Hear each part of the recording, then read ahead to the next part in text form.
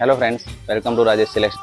ચણિયાચોળીમાં આજે ગજી સિલ્કમાં આપણે ન્યૂ કોન્સેપ્ટ એડ કર્યો છે. બહુ સુંદર આર્ટિકલ છે, નવરાત્રી માટે સ્પેશિયલ.